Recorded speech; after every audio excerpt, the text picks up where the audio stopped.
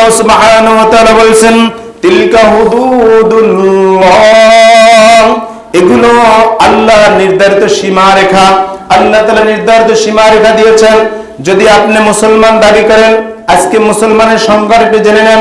আপনি মুসলমান যদি হন তাহলে মুসলমানই হতে হবে। মুসলমান কিভাবে হবেন আমি দেখাই দিই, আপনারা সহজে বোঝার চেষ্টা করেন। একটা উদাহরণ, আপনারা কি কেউ মৃত্যুর গোসল দেখছেন? মৃত্যুর গোসল করান?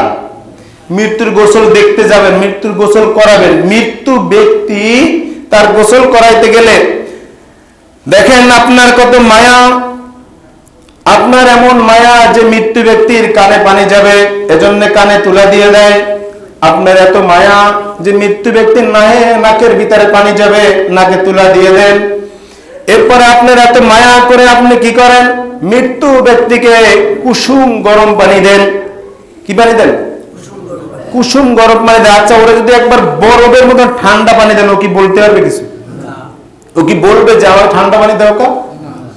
আচ্ছা, যদি আপনি ওকে একবারে গরম টকবকে গরম পানি দেন না, তাহলে পানি দেওয়ার সাথে সাথে সব ফোসকা পড়ে গেছে, ও কি বলতে পারবে আমাকে গরম পানি কেন দিছো? বলতে পারবে কিছু?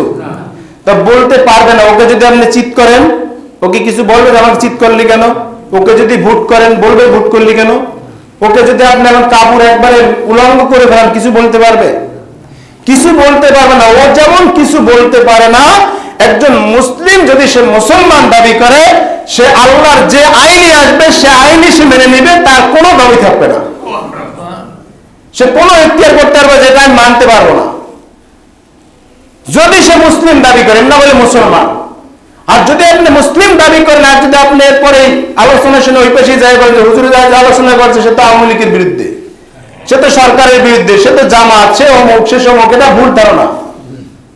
কোরআনে আসবে কথা বলতে হবে, কোরআন আপনি শুনে মেনে নিতে হবে। যদি আপনি কোরআন না মানেন তাহলে আপনি মুসলমান না।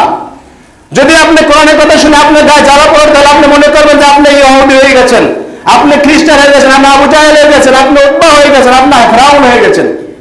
আর আপনি সহৃদয় মেনে নিতে হবে যে আল্লাহ তাআলা বলছে